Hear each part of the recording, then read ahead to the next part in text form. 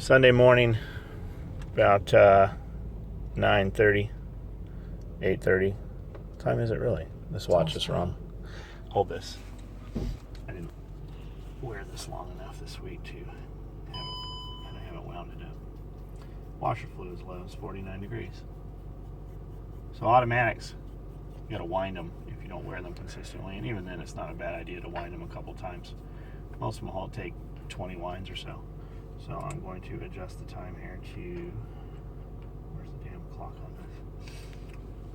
I've got too many cars, and the clocks are all in different places, and typically you can set all the dashes to have a clock on them, but it just threw that warning, so my clock wasn't there. We're going to drive up here.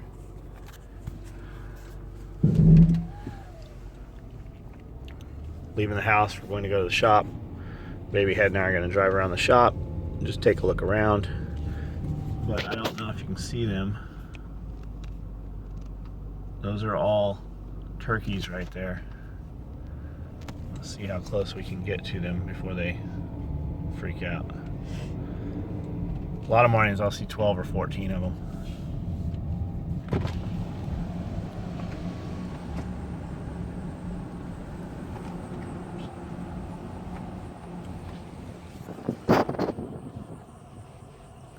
Go, go, go, go!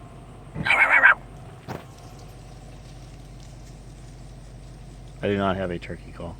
Cody does a pretty good turkey call. Yes, two of them actually. No, I mean actual, just being able to turkey call. We got 2 lakes in the neighborhood here.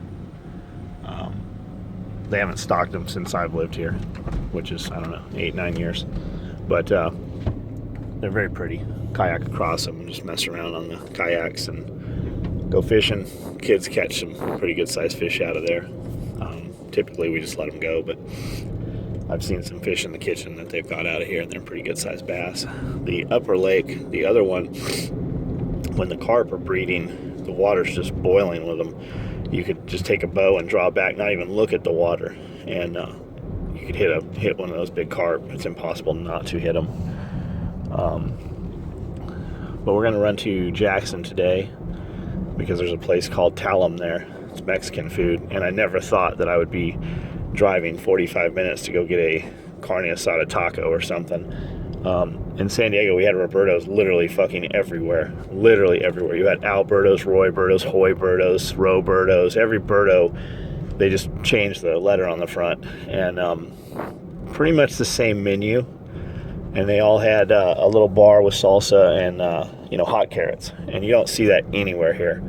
At least not anywhere I've been. We've been to a bunch of authentic Mexican restaurants, or in quotations authentic, that had actual Mexican people living there, but it's just a different area. I guess in San Diego most of our Mexican restaurants originated, or the proprietors of them were from Tijuana and that area, western Mexico.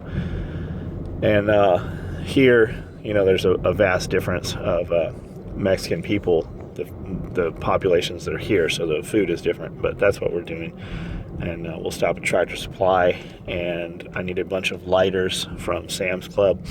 I don't really buy, like on generic shit, I'll buy generic shit of some stuff. I buy a lot of Equate brand, like Costco's generic and Sam's generic, stuff like that.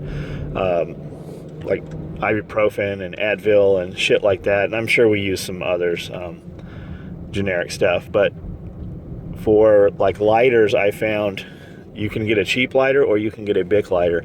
And the cheap lighter does not burn the same. The flame is not tuned the same. They don't last the same. Nothing about them is the same. So we use lighters from Sam's Club or Costco. And I want to say they're $35 a flat, and you get 50 in the flat. And a lot of times it'll come with an extra little 6-pack in there. And we go through a shitload of lighters, a ton of fucking lighters.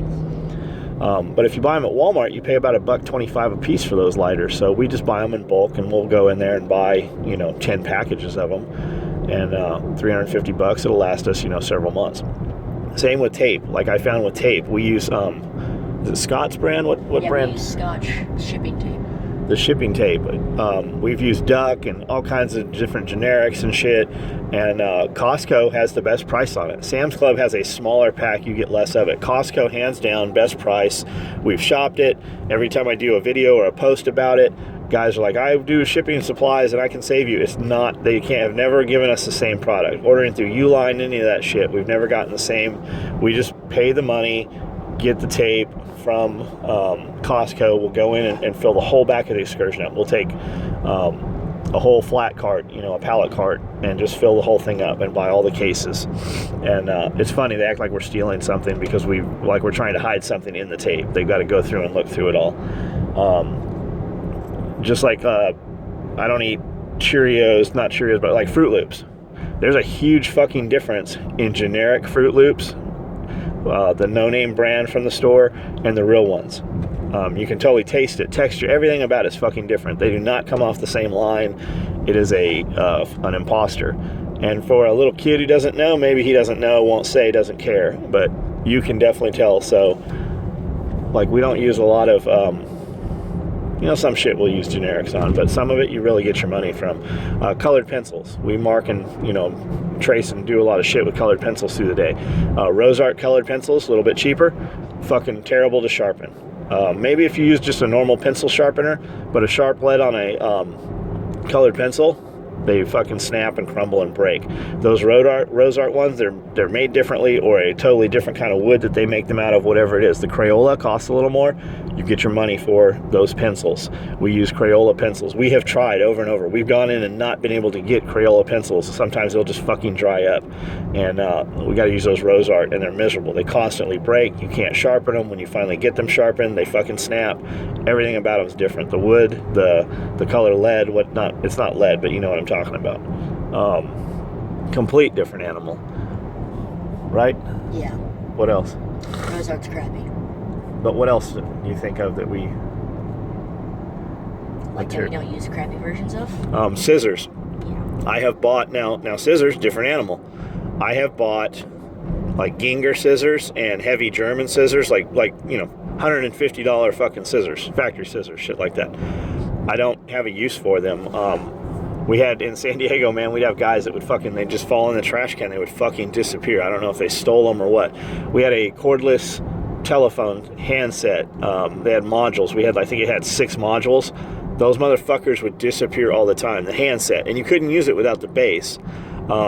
They would just fall in the trash, or fucking nobody knew where they went. They would just disappear. Scissors, we go to Walmart and buy titanium coated. I don't remember the brand. We use Fiskars. Is it Fiskars? Yes. The big orange ones are Fiskars, or the little white ones I use Fiskars? Yes. So sometimes they're purple, sometimes they're pink, sometimes they're white. I like a big, heavy opening. I can just get my hand in, and those work awesome. And when they get dull, you sharpen them a couple times, and without fail, I'll drop them or something. They'll get a nick in them, or I'll spring them or something. They're $15 a piece, maybe. We just fucking throw them away. I'll open a new pair of scissors when something happens to mine, and the only place I use them is on my sewing table, on my sewing machine. But when something happens, I'll just take them and put them on the cut table, because the guys don't seem to mind it, but it irritates, it just bothers me. So I'll open a new pair, give them the old one, take their worst pair, and throw it away. And we just recycle, we just run through them like that. But they've got bigger, $50 scissors and $45 scissors at Michael's and shit. And they're just too big. I do buy them. If you're cutting material long run, you need a longer pair of scissors. But for 90% of what we do, even at my table where I cut belts and shit, and I cut very little with scissors, belt-wise. I cut all that on a hot knife. But you fucking get what you get what you pay for. We use those Fiskars, they're $15. Walmart does have a like $6, $7 scissor. They're shit. They just feel like shit. They look like shit. I buy the little more expensive ones and we throw them away, but we don't have to have the $150 scissors. Anything else? What else? It's definitely fall. All the leaves are turning. Leaves on the ground everywhere. As you see from this during the day, we live in very small town USA. This is Main Street right here, which leads up to Court Square. There is a road that runs through here called the 69, which turns into the 70. We are on the 70, the shop, but the 69 is kind of like old rural Route 66. A lot of people now, it was the way. There was no interstate out here. Everything ran rural Route 66 or 69, and there's old, you can still see them. Most of them have been torn down, but they're still there. Old mom and pop gas stations and shit. Some of the pumps are still there. Some of the buildings are still there. And most of them have houses right next to them. So you'll have just a run down building, which was a business of some sort. And then you'll have the, home where the proprietor lived. But this is our court square. And they're trying to revitalize it, and they've done some, beautification to it and cleaned it up for sure. But this is our courthouse right there. That's a law office, maybe. There's a bank, bail bond, jail. But this is on the way to the TAC response range. We do have a library, which seems to be a dying business. Anything print seems to be a dying business. Newspapers gone. Phone books, I think you might be able to get a phone book here, but phone book, all that shit is fucking it's a dying business. And with automation, you won't even have the people running that shit anymore. Automation, fucking go to Walmart after 8 o'clock and find, out of 20 lines, there's 2 people there, and they're making you self-check. You might not even notice, but more and more, the checkers are going away, and they're putting in more self-checkout lines. Costco, Sam's Club, all those places are moving to that. I have an app on my phone. I can just scan my shit right in my cart at Costco or Sam's Club, and it will tally it up. I just put in it's linked to my PayPal or my debit card. I pay, and I just show the lady at the door. I don't even go through a line anymore at Sam's Club or Costco. Everything's going away, which means you're going to have a lot more unemployment. All those entry-level jobs, all those jobs like that are going away. So you better plan for that. Spirko talks about that shit a lot. Survival podcast. I listen to music all day long because I just can't focus long enough while I'm working on a podcast. I got to listen to it 5-6 times. So I listen to the Pandora station. Lately, I've been listening to the Eye for an Eye channel. David Ray and Stump and John Connor, those guys are fucking awesome. They've been very, very cool to us. You guys will get to meet them at the November 5th Halloween party. They're playing, and Mike from Forsaken is also playing.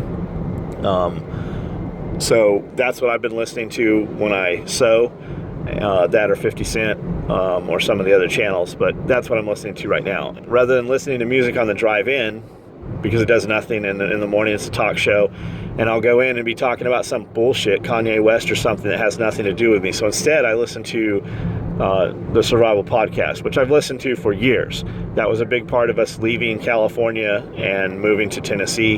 And because James Yeager was here is how we landed here. But just occupy your time with something that, makes you think. It betters your life, and somehow it puts you in that mindset. And he talks a lot, especially the last couple months, about automation. He's had guest speakers on, and interviews, and just people calling in. And he'll the thing with Spirko is his whole thing is if it makes your life better, if time gets tough, even if they don't. So whatever you're doing, it betters your family, it betters your chances, but it also betters your happiness. That's a lot of it. And just mindset stuff. There's a chick running right there, which you do not see around here. When I moved here, we never saw anybody run or bicycle. And in about the last 2 years, we've probably got about 20 people around here that on a regular basis you will see them running. But the Survival Podcast show, it's just something it puts you in that mindset, and you're always thinking, and you look at things a little bit differently. But you should listen to it. If you don't like the episode that's on, he has I think there's over 2,000 episodes at this point, and you can just click on the one you want to hear and listen to it. And Jack's cool. We liked what he was doing so much. We sent him thousands of dollars in product in the very beginning just to give away as listener appreciation contest, just to help build audience and his base. But it's a cool show. But he talks a lot about automation lately, and you guys don't even notice it, but like your kids, those jobs they're doing, McDonald's and all that shit, those jobs aren't going to be there for those kids anymore as your kids grow up and come up, because it's going to be adults doing those few fucking jobs that are there. It's going to be computers and automated systems doing that stuff. So why hire a kid straight out of high school when you can hire an adult for the same price? And that's the sad fact. That's where shit's going. You guys better have something that you create, something that you make, some kind of business that supports another business, something like that. You better have something going, because everybody, has been told for the last 20 years, go to school, get $100,000 in debt and everything will be fine. Colleges are going away. Your teachers, they're going away. It's an automated system right now. They use a big, huge 70-inch monitor to teach kids in school. It is a system. It is all the same system from school to school. It is the same test. It is the same shit that they are being forced to teach in the government schools. And that's where your kids' lives are going. And when they get out of school to go get that minimum wage job during the summer, they're not going to be there. I don't have to hire a kid anymore. I can hire somebody with a college degree to do that same job, because that job he was after, it's not there anymore. And if I got a dude with a college degree, he's already proved staying power. He's proved ability, and he's proved, that he can accomplish and stay through, 12 years of high school and 4 years of college or 2 years of college. So why hire a kid who, is going to sleep in or doesn't have a family, he doesn't have to be at work to support something. He still lives with mom and dad. We do hire kids. I've got some kids that, produce more labor than some of my adults do. But that's, in general, that's where shit's going. So that's what I got for now.